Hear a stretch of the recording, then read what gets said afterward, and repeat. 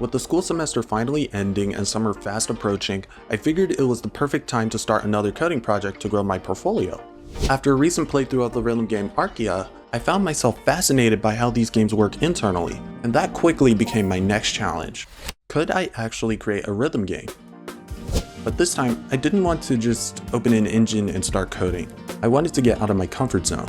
And since I've been laser focused on the Qt framework as of recent, I thought to myself, why not just make it in Qt?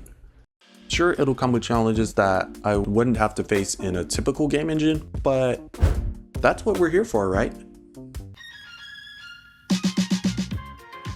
The first thing I do before jumping into a project is brainstorm, to figure out the core mechanics of where I might want to start. At first, I had this idea for a mobile rhythm game where you'd swipe a judgment target back and forth to hit incoming notes. But then I remembered, developing mobile apps requires a MacBook, and I don't have a MacBook. Instead, I settled on a more traditional rhythm game style, but with a twist. What if, instead of sticking to one mapping style the entire time, the style switched up on the fly? Imagine you're running through a map and, out of nowhere, boom, difficulty spike, or now, certain notes are hazards. I honestly love the craziness of that idea, and the best part is, I came up with it on a whim. One of the most important aspects of rhythm games is having the visuals sync up to the music. This was one of the first challenges I had to overcome to even start dealing with the visuals. But how can you sync visuals up to audio without setting up the audio? Qt has their own multimedia module for sound, but I felt like it didn't have efficient enough tools to handle what I was going for. So instead, this project will be heavily reliant on the mini audio library. And shout out to the developer, Macron, and the others in their community for helping me set it up. The next step was to get the visuals to sync up with the audio. Typically when creating games, to move an object, you would change its position by a set amount and multiply that by delta time to keep the movement consistent across all systems. But according to this amazing rhythm game guide by a guy named Fizz, you should always keep your movement attached to the song position, which in my case is the global timer. So to move the notes, I use linear interpolation. Basically, I seamlessly go from the spawn point to the judgment line. The speed is controlled by a value I call progress. When it hits 0, the interpolation kicks in and moves the notes across the screen. Interestingly enough, std-lerp in C++ can overshoot. So instead of the note stopping at the judgment line, it smoothly continues past it, making life much easier for us developers. After handling the movement, I took a short break from the logic to create a game mockup using a couple images I found off Google and my own visuals for the main layout. I just love designing UI layouts. There's this indescribable form of satisfaction I get from front-end design that I can't find anywhere else, and it's honestly quite addicting. I think the gameplay visuals might have been the hardest to get right. I wanted the layout to be simple, yet still visually appealing. The easiest way to avoid losing sight of this vision is to add very few visual effects, and instead mainly focus on the necessary parts to your game. The few key elements that, if you were to take them out of the game, it would negatively impact the experience. Okay, so after finishing the mockups, I then took a few hours to figure out how to set everything up in Qt. And here's what I've got. With the notes movement now in place, through a lot of time and effort, I was finally able to calculate the distance from the judgment line and use that for note scoring. When the player lights up the corresponding lane as the note reaches the judgment line, they'll score some points. But honestly, it looks quite jarring for the notes to just poof out of existence without any kind of visual feedback. So I started experimenting with Qt's particle module to get some hit effects going, and after going at it for a couple hours, I think I finally found something I like. A diamond shockwave with a burst of particles to really drive home that this note shattered into tiny pieces. Though I wasn't sure if I wanted to keep using the sparkle burst, so I continued experimenting between builds.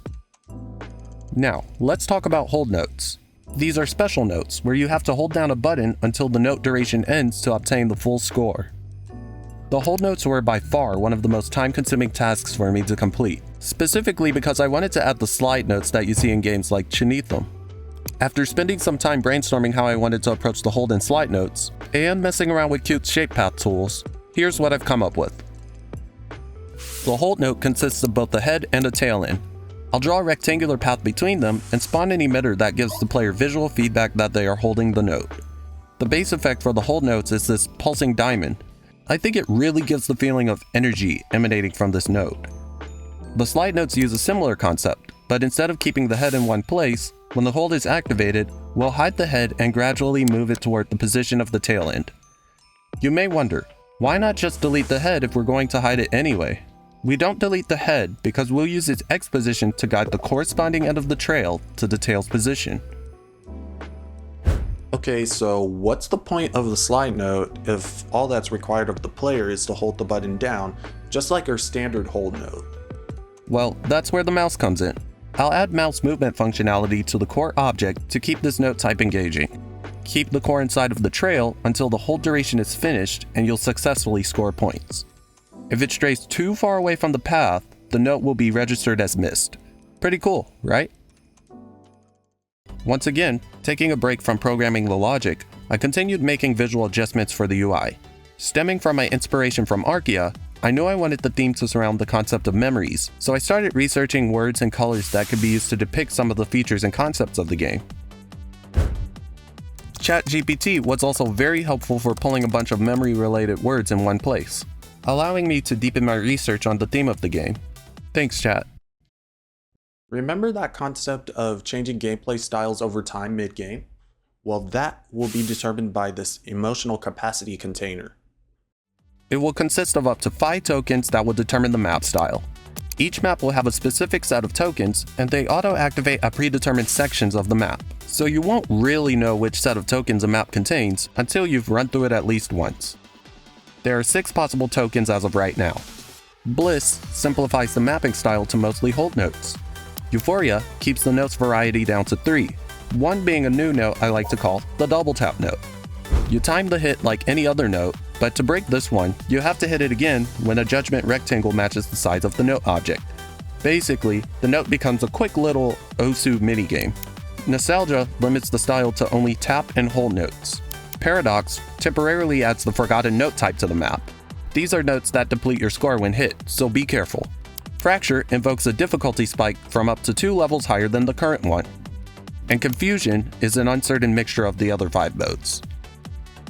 I have more where these came from, but since my deadline is roughly 2 months, I wanted to keep the variety short and sweet.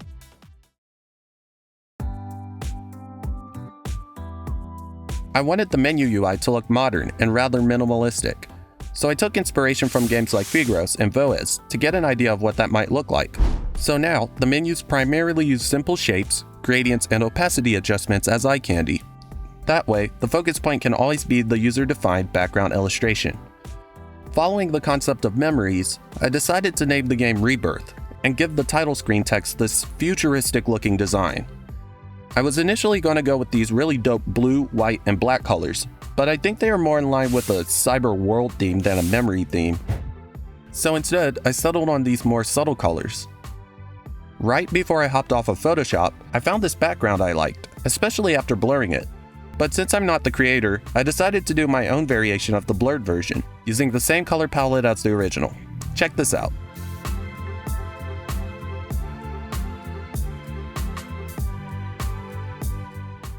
And here's the final result.